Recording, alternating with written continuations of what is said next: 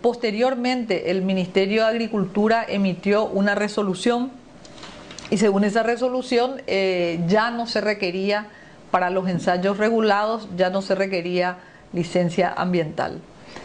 Pero ahora este nuevo decreto, ya directamente el decreto 96-99, ya no habla de la licencia ambiental ni siquiera para la liberación comercial. En este momento el Ministerio de Agricultura, a mi humilde criterio, es juez y parte en este tema. La Comisión de Bioseguridad ya pasa a ser una dependencia, depende directamente del Ministerio de Agricultura, y habiendo derogado los anteriores decretos vinculados con el tema, donde estaba todo el procedimiento que debe hacer una persona interesada en registrar un transgénico, en este momento se eliminó, se derogó toda esa normativa donde están todos los pasos a seguir y donde anteriormente se hablaba de la licencia ambiental, y ahora ya no se habla de licencia ambiental y deja la reglamentación a cargo del MAC, ¿verdad? Cuando nosotros estamos hablando de posibles daños a la salud, sobre lo que el MAC no tiene nada que ver,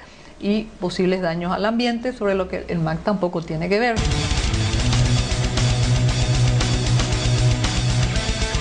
En el tema transgénico no hay que generalizar, hay que ir caso por caso. Un caso es la soja, otro caso es el algodón, otro caso va a ser maíz y así sucesivamente. No se puede generalizar, para cada caso hay un objetivo específico. Como por ejemplo en el caso de la soja, el objetivo específico es la venta del herbicida Roundup, ¿verdad?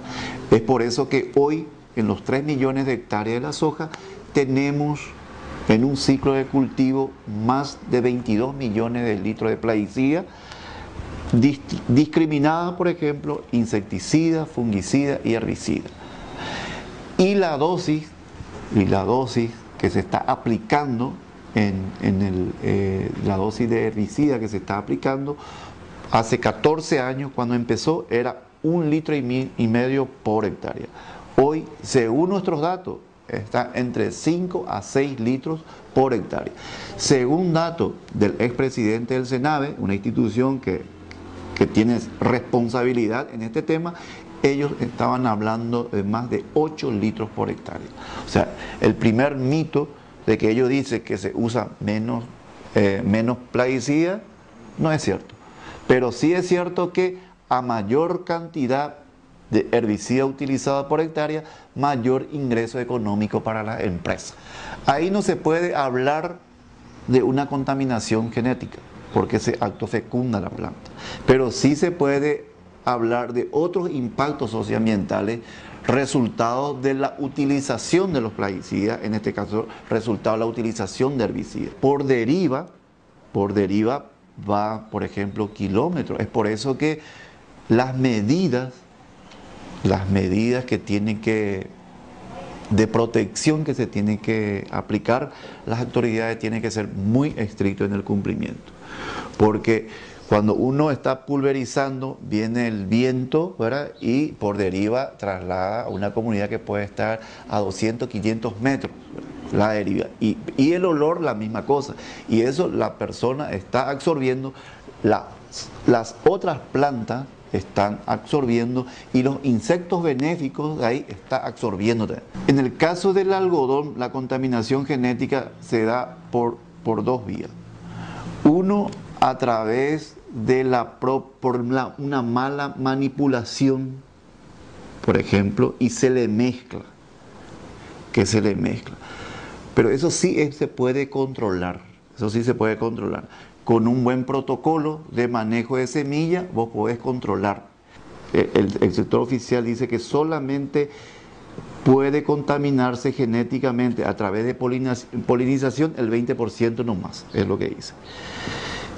Pero no está teniendo en cuenta que si eso se prueba en una finca familiar campesina de 1 o 2 hectáreas, hay un agroecosistema alrededor de ese cultivo del algodón. Y hay también movimiento de insectos polinizadores en ese ambiente. Si vos aplicás el matatodo, estás matando, ¿verdad?, estos agentes polinizadores, y los que sobreviven llegan a su destino. Entonces, hay en otros países, concretamente en España, nosotros todavía no tenemos casos porque no estamos haciendo la investigación nomás. Se ha identificado genes transgénicos en miel, o sea, en miel que va a consumir cualquier persona. ¿Y cómo se llegó eso? O sea, y justamente ese gen, estos genes que se está, genes apilados de la Monsanto, eso es lo que se ha descubierto, que se encontró en la miel. El caso del maíz es mucho más grave, porque ahí sí se da la polinización y puede recorrer por el viento. Inclusive ellos ponen una barrera y se jactan de que dice de que, bueno, acá estamos cumpliendo, creo que ellos dicen 500 metros. O sea, ha sobrepasado en cultivos experimentales y se tienen datos, ¿verdad?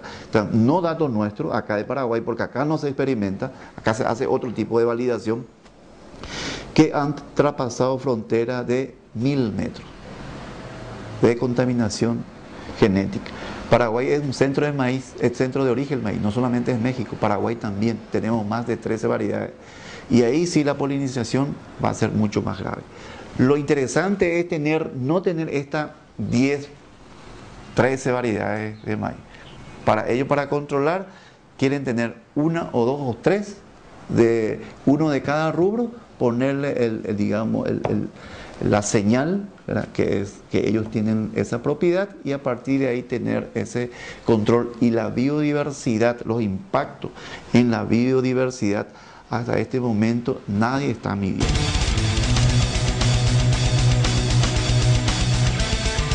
Y los transgénicos, uno cuando crea una semilla transgénica, modifica el genoma de una semilla.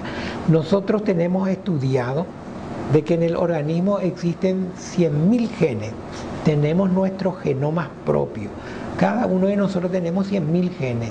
Y esos genes son los que determinan el comportamiento de los diferentes órganos, hasta el comportamiento y actitud de cada uno de nosotros, y que forman el carácter y la personalidad nuestra. ¿Qué hacen los transgénicos? Los transgénicos son también semillas donde se traslocan los cromosomas para darle cierta característica de invulnerabilidad, por ejemplo, a los agrotóxicos.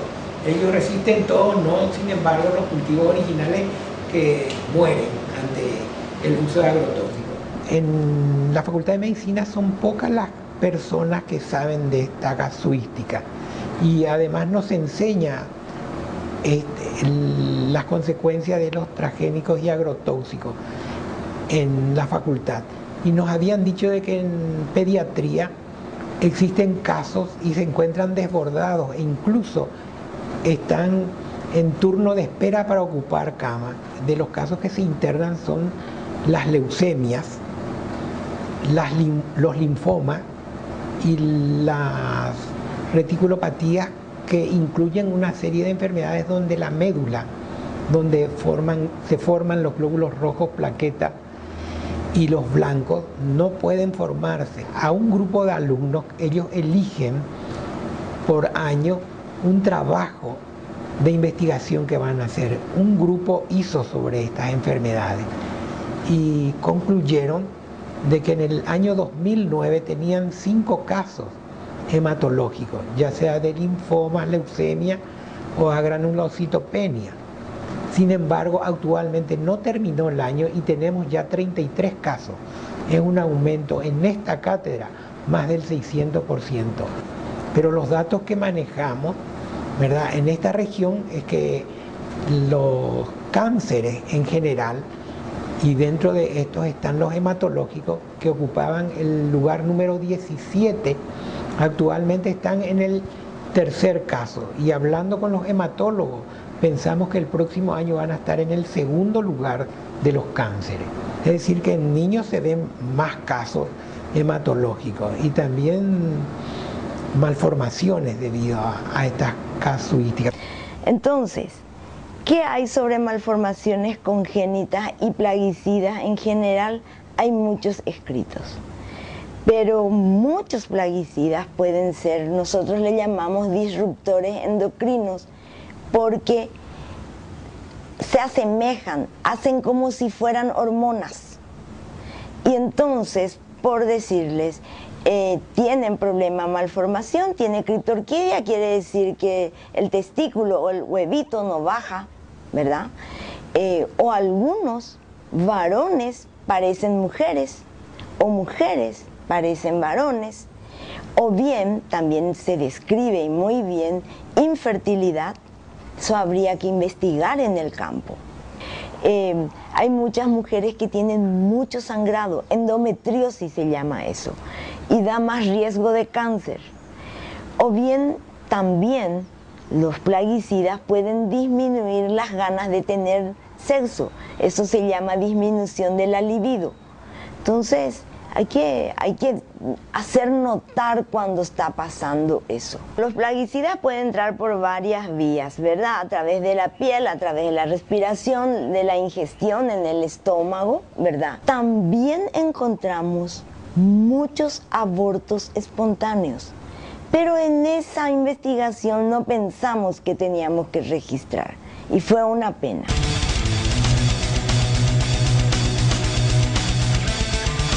Teodolina Villalba, secretaria general de la Federación Nacional Campesina. La semilla transgénico, entender por hija, la pérdida, la pérdida de la soberanía nacional. O peicatu, orero sala, oñemo mareteo, semilla transgénico, la pequeño productor, oye, desaparece ta aveía netame. Otra parte aveía, oñeme es más privilegio. La empresa transnacionales, entonces, oye, desaparece jamás, ojo, ya en semilla nacional, ya denunciaba ahí, la semilla transgénica va a consecuencias, ya está ya en etame. Orero seguita lucha al contra de las semillas transgénicas. Es muy triste que todo lo que se está haciendo, a mi criterio también está transgrediendo un principio constitucional muy importante que dice que en ningún caso el interés particular estará por sobre el interés general. Hoy estas grandes empresas multinacionales que producen transgénicos están actuando por sobre el interés general. La población está en contra en general de esto. Sin embargo, desafortunadamente tiene más peso el interés particular. Además, en nuestro país ahora mismo por el monocultivo se cultiva demasiado mucho. Entonces estamos hablando de cosas que puede estar en juego mis nietos, los hijos de mis nietos y mis hijos mismos. ¿Dónde está el negocio? Otra vez en el control de la alimentación a través de ponerle la marca a la semilla de maíz, de algodón y de soja.